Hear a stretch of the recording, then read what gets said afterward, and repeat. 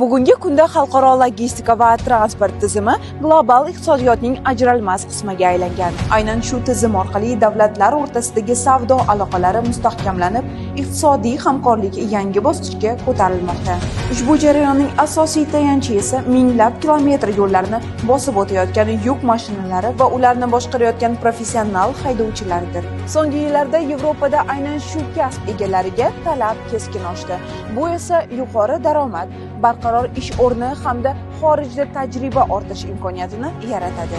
Interactive Business School 2023-yildan buyon faoliyat yuritib kelayotgan xalqaro o'quv markazi bo'lib, O'zbekiston Respublikasi Oliy ta'lim, fan va innovatsiya vazirligining litsenziyasi asosida faoliyat yuritib keladi.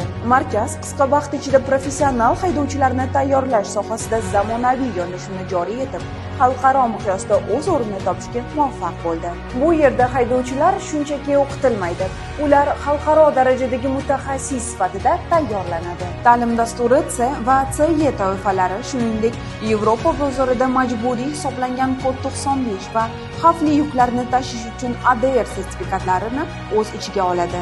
Darslar Yevropa standarti asosida tashkil etilgan bo'lib, onlayn-offlayn tarzda rus, o'zbek, ingliz tillarida olib boriladi. Ta'lim imkoniyatlarini hududlar kesimida yanada kengaytirish maqsadida O'zbekiston Respublikasi bo'ylab joylashgan 7 ta maxsus avtodromda haydovchilar real yo'l sharoitiga yaqin muhitda mashg'ulotlar o'taydi. Bu maydonlar turli murakkab vaziyatlarni amaliy tarzda o'rganish imkoniyatini beradi. Burilishlar, yuk bilan harakatlanish, xavfsizlik va manevr qilish kabi ko'nikmalar shu yerda shakllantiriladi. Amaliy mashg'ulotlar Euro 6 standartidagi zamonaviy yuk avtomobillarida olib boriladi.